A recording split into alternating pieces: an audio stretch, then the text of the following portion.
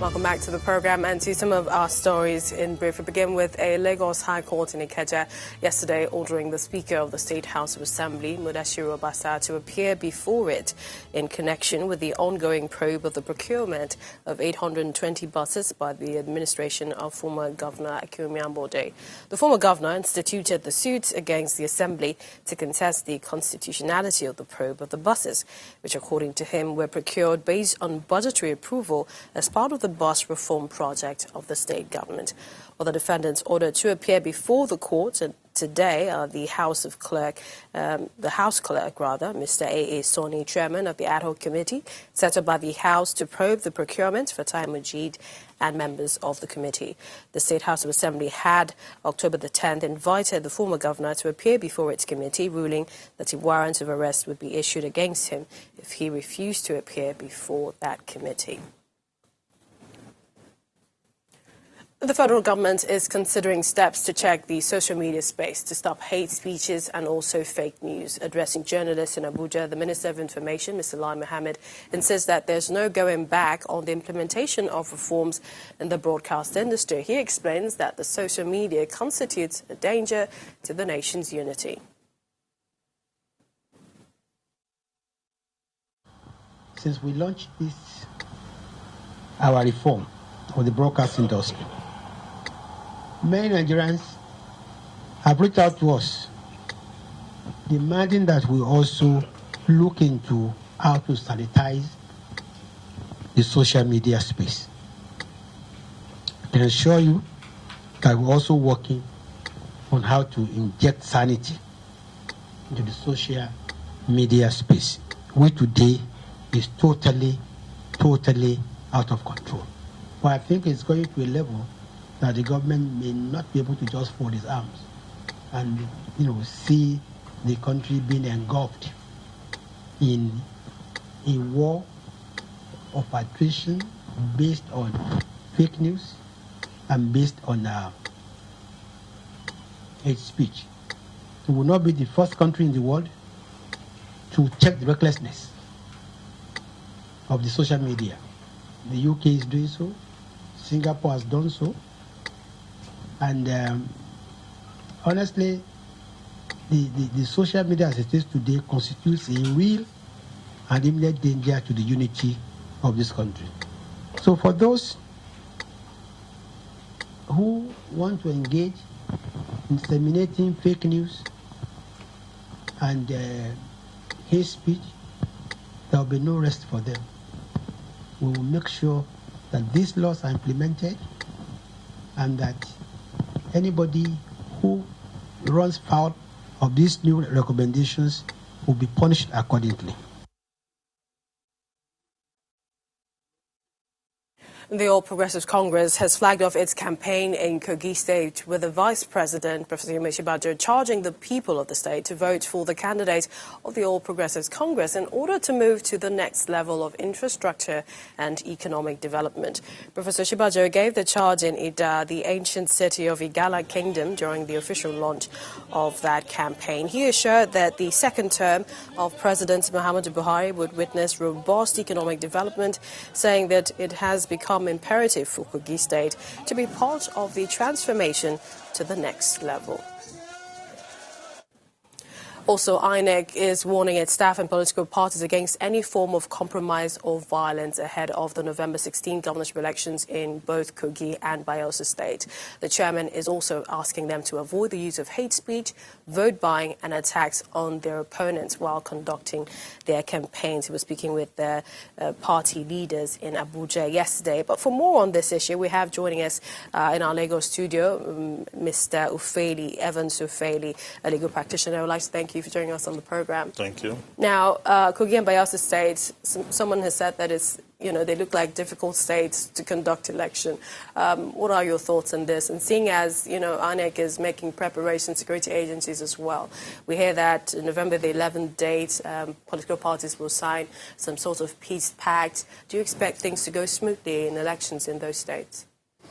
Well, let's put the record straight. It was even INEC that confessed that those two states are difficult states to conduct the election, given the antecedent of the two states. And then, like I have said, these states are difficult to conduct elections because of the political class, not really because of the masses or the electors.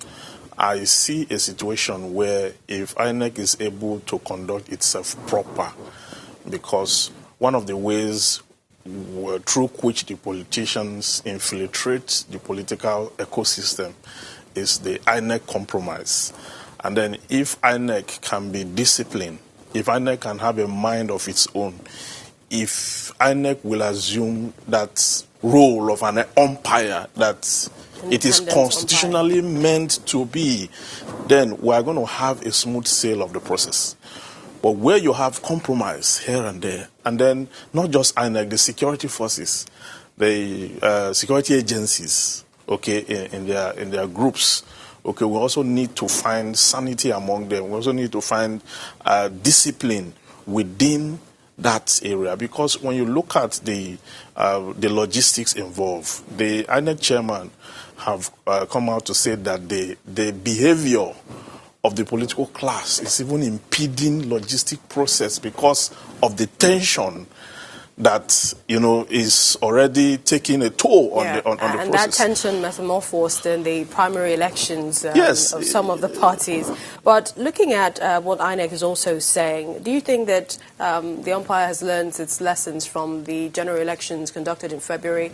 And this is also with regards to hate speech, vote buying, and, attacks. Well, they have said that this is an opportunity for them to right the wrongs of February 2019, the general election, that is an opportunity for the country, to get the political system on track.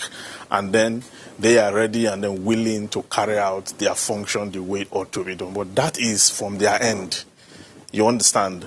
I don't know whether the political class are on the same page with them, or whether the electors are also on the same page with them. So we need to find that confluence in terms of agreement, in terms of duty, in terms of discipline, and also ultimately to know that the entire world is watching and then looking at what is going to transpire on the 16th of November.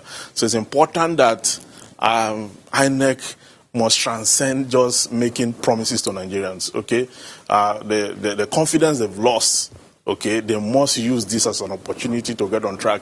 The experience they've gathered, the studies they've done, okay, the survey they've carried out, and then the lapses of the past, general election, they must be able to fix all that now. This is the opportunity. I must quickly ask you, because the chairman of IPAC, Chief Ahmed, called on INEC to, caution the Nigerian Senate, who are calling for the deregistration of political parties, registered political parties, and that's based on the provision of the Constitution. It is in the Constitution that INEC has the mandate to do that, even though the INEC chairman has said perhaps after all of the court cases, matters, then they would deregister.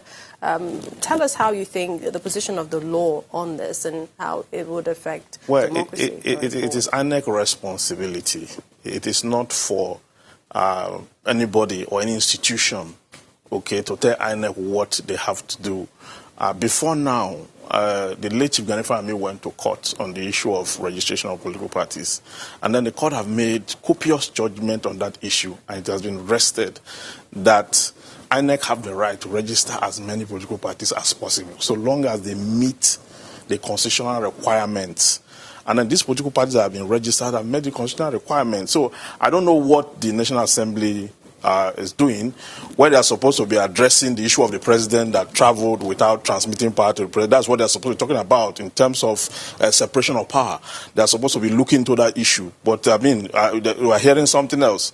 They should take responsibility and focus on their oversight function, and then do what is needful for the country, what is good for the country. That is why they are elected there. Yes, so where they begin to go... that is not, why we're here to talk about, even though the Constitution also has, the provisions as to when the president should transmit to the vice. There are certain rules there. But we'll probably talk about this. But the president have not followed the provisions. We'll probably talk about this as we wrap up. We'd like to thank you for watching. Thank you for coming. Thank you. And thank you for watching the program. Don't forget to join the discussion on our social media platforms. I'm Millicent Mwaka. I'll see you soon.